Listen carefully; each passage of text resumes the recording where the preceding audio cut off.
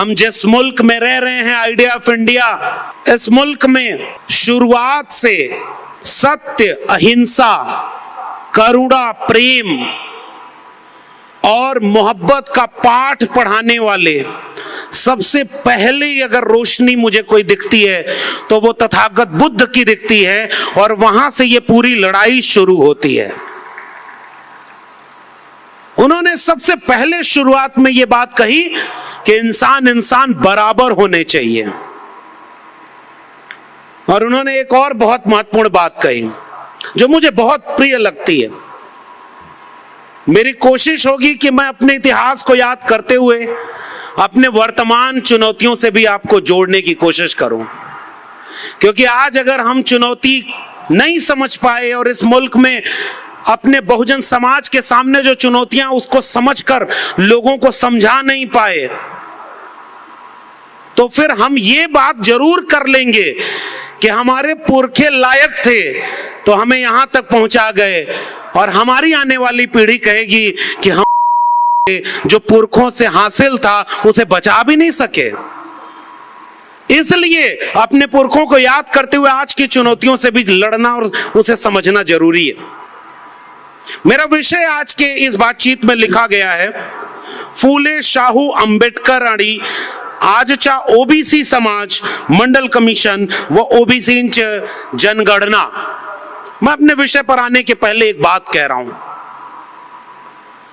मैं क्यों तथागत बुद्ध को याद करता हूं? क्योंकि तथागत बुद्ध ने एक बात बहुत महत्वपूर्ण कही थी, और याद करिए, आज से लगभग 2500 साल पहले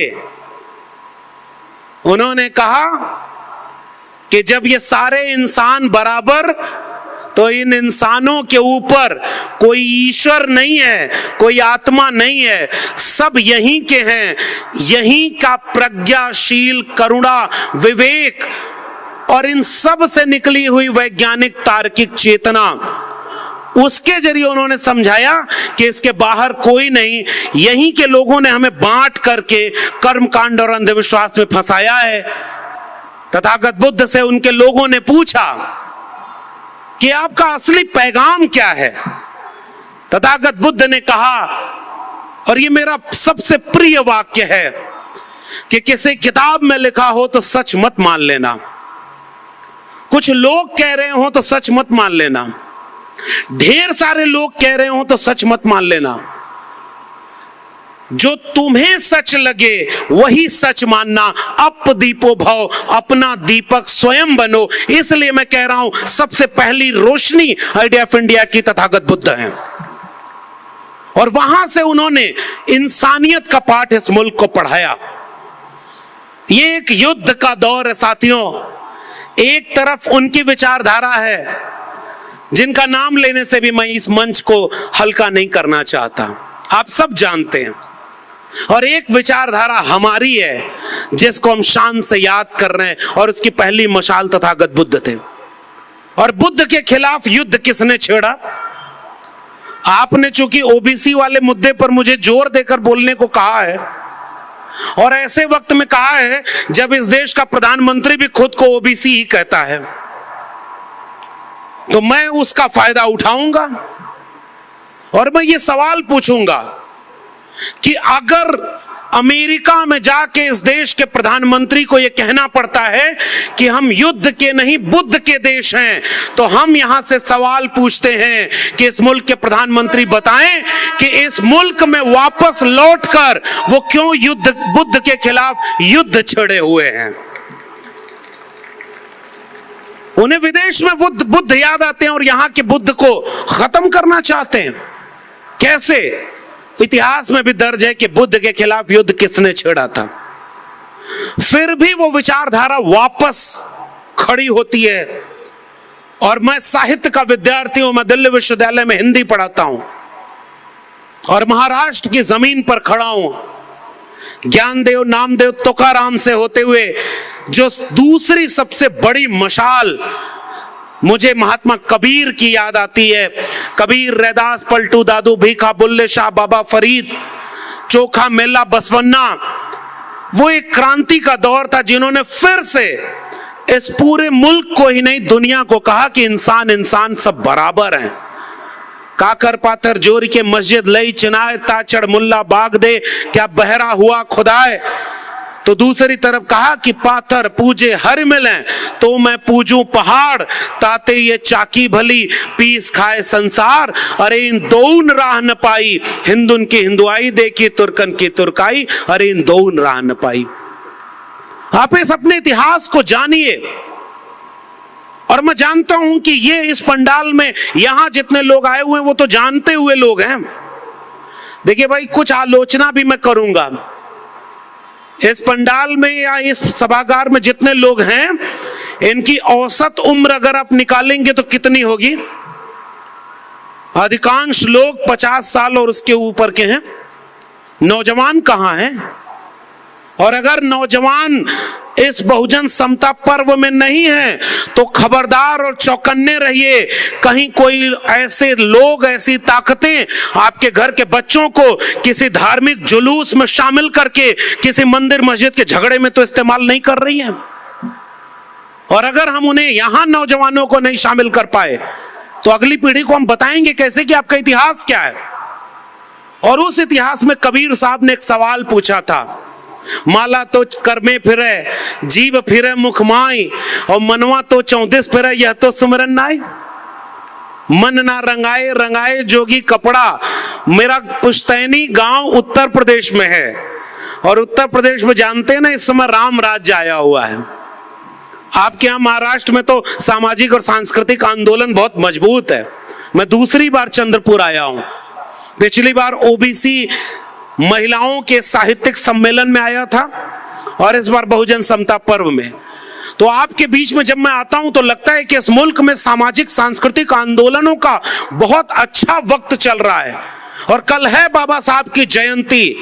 एक बात बहुत महत्वपूर्ण मैं कहना चाहता हूं इस चंद्रपुर की जगह से, कि जश्न और जयंती में कल लाखों लोग इस मुल्क की सड़कों पर होंगे। इस मुल्क की सड़कों पर रैलियां निकाली जाएंगी, शोभा यात्रा निकाली जाएगी, और लाखों लाख लोग जो डॉक्टर अंबेडकर को अपना नायक मानते हैं वो इस मुल्क की सड़कों पर होंगे। लेकिन मैं एक बात कहता हूं कि उनमें से सारी पुलिस हटाकर देख लेना, एक पत्थर और एक उत्तेजक नारा भी पूरे देश में कहीं नहीं लगेगा, क्योंकि अंबेडकर को मानने वाले लोग कभी हिंसा नहीं करते, वो मोहब्बत का पाठ पढ़ाने निकलेंगे।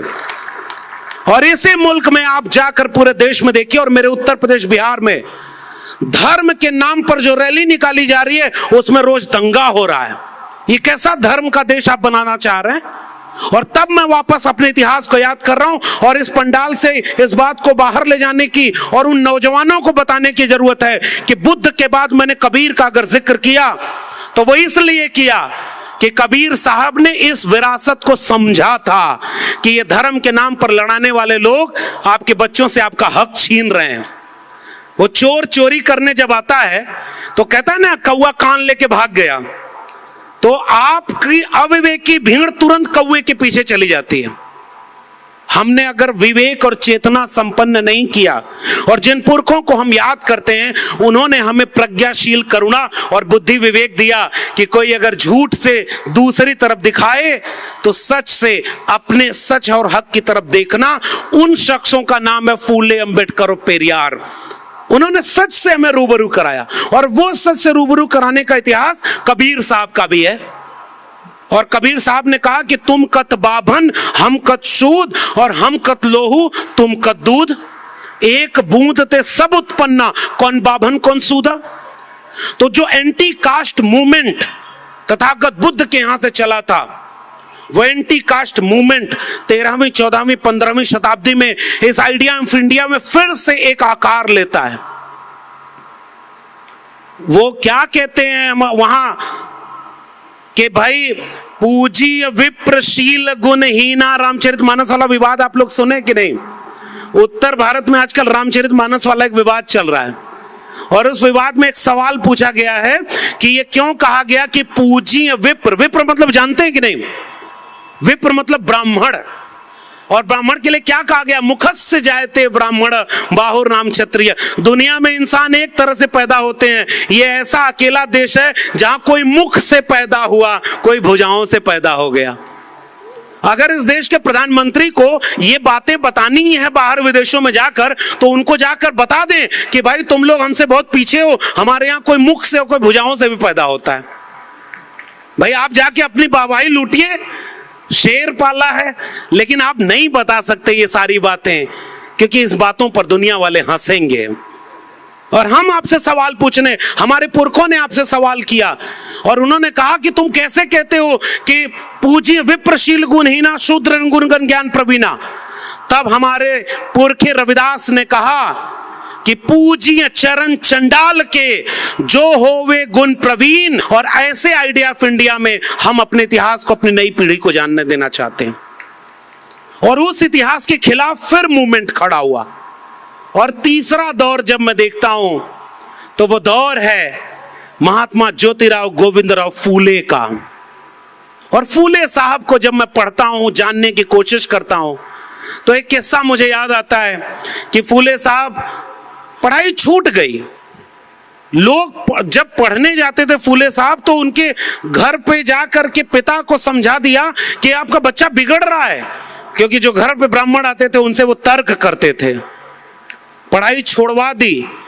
फिर दो लोग मिले, उन्होंने फिर से फूले साहब का नाम लिखवाया, पिताजी को समझाया।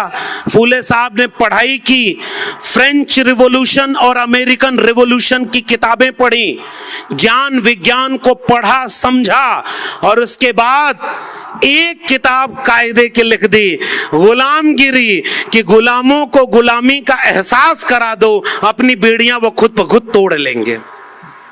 और इसलिए महात्मा फूले ने कोशिश क्या की, वो 18वीं शताब्दी का दौर, और महाराष्ट्र के लोगों, हमारे हिंदी साहित्य के इतिहास में दो नवजागरण पढ़ाया जाता है, एक बंगाल का नवजागरण और दूसरा महाराष्ट्र का नवजागरण। बंगाल के नवजागरण को ऐसे पढ़ाया जाता है कि जैसे सबसे प्रमुख वही है, और महाराष्ट्र के नवजागरण को इसलिए नहीं पढ़ाया जाता क्योंकि महाराष्ट्र के नवजागरण ने सबसे महत्वपूर्ण सवाल जो इस देश का था, एंटी कास्ट मूवमेंट का सवाल था, उसको एड्रेस कर रहा था। इसलिए आइडिया ऑफ इंडिया में महाराष्ट्र के नवजागरण को बाहर कर दिया गया। फूले साहब को सिलेबस में नहीं रखा गया, बाबा साहब की किताबें नहीं पब्लिश कराई गई। और ये आखिरी बात इस पूरे आइडिया ऑफ इंडिया की मेरी है कि जब फूले साहब ने शिवाजी पर लिखा शिवाजी का पवाड़ा, किसान के ऊपर लिखा किसान का कोड़ा, और उससे आगे बढ़कर के तृतीय रत्न से लेकर के तमाम किताबें लिखी और क्रांति का आगाज किया, दुनिया में सोने की चिड़िया कहकर के अपने पीठ थपथपाने वाले लोग, इस मुल्क को आज एक धर्म के रंग में रंगने वाले लोग मेरी इस बात का जवाब दें कि फूले साहब और उनके साथ में पहले उन्होंने सावित्रीबाई फूले को तैयार किया, पढ़ाया लिखाया, और उन दोनों ने मिलकर जब पहला स्कूल खोला, तो उस स्कूल खोलने के खिलाफ कौन लोग खड़े थे? कौन थे जो सावित्रीबाई फूले पर पत्थर फेंक रहे थे? कौन थे जिनके कहने पर ज्योतिबा फूले और सावित्रीबाई फूले को घर से निकाल दिया गया? पिता को किसने भड़काया कि या तो तुम अपना स्कूल चुनो या अपना घर चुनो? महात्मा फूले ने अच्छा पुत्र होना नहीं चुना, उन्होंने अपने इस आइडिया ऑफ इंडिया को एक अच्छा शिल्पकार होना चुन दिया, घर छोड़ दिया और अपने स्कूल की लड़ाई को आगे बढ़ाया। वो है आइडिया ऑफ इंडिया का सबसे महत्वपूर्ण अध्याय। और अगर वो स्कूल न खुला होता, अगर वो पत्थर सावित्रीबाई फूले ने न सहा होता, तो आज हम जैसे लाखों लाख नौजवान इस मुल्क के निजाम के सामने खड़े होकर आंख में आंख मिलाकर ये नहीं कह रहे होते कि इस वक्त के निजाम और हुक्मरान बिरसा, फूले, अंबेडकर, पेरियार के सपनों का भारत नहीं बनने देना चाहते। हमारे पुरखे लायक थे, इसलिए हम यहां खड़े हैं।